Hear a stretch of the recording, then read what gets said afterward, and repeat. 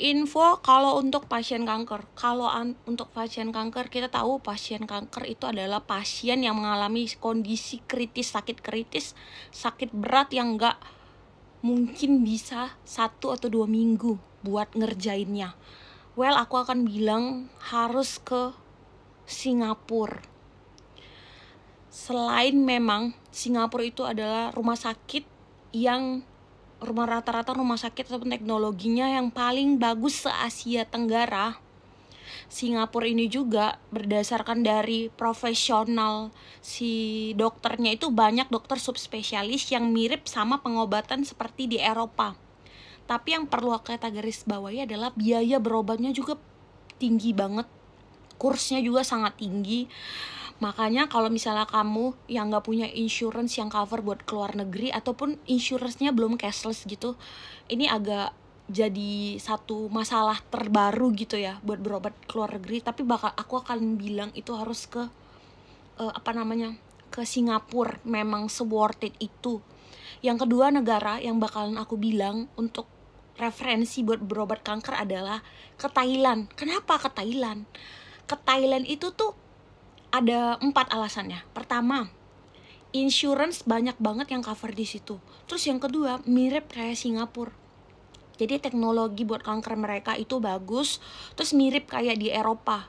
That's why kenapa orang-orang bule yang ada di Indonesia itu rata-rata mau cari murah, tapi mereka tuh perginya ke Thailand gitu.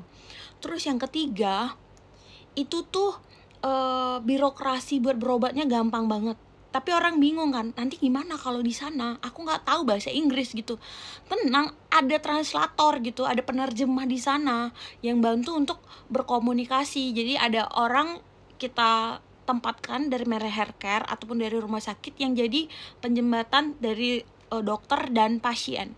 Yang keempat adalah di sana itu vibes-nya nggak kayak berobat, tapi vibes-nya itu jalan-jalan. Kenapa aku bakalan rekomendasi ini nih? Karena kalau orang sakit itu tuh suntuk pikirannya, stres gitu. Kalau ke Thailand mereka tuh lebih seger gitu. Mereka ngelihat pantai, ngelihat tempat wisata, bisa jalan-jalan kemana gitu. Itu tuh bantu untuk relax untuk pasien dari kanker itu. Keluarga yang dampingnya juga ngerasa, oh gue lagi sambil jalan-jalan kayak gitu. Nah, yang ketiga kita udah tahu pasti ke Malaysia. Malaysia itu paling murah, teknologinya bagus juga.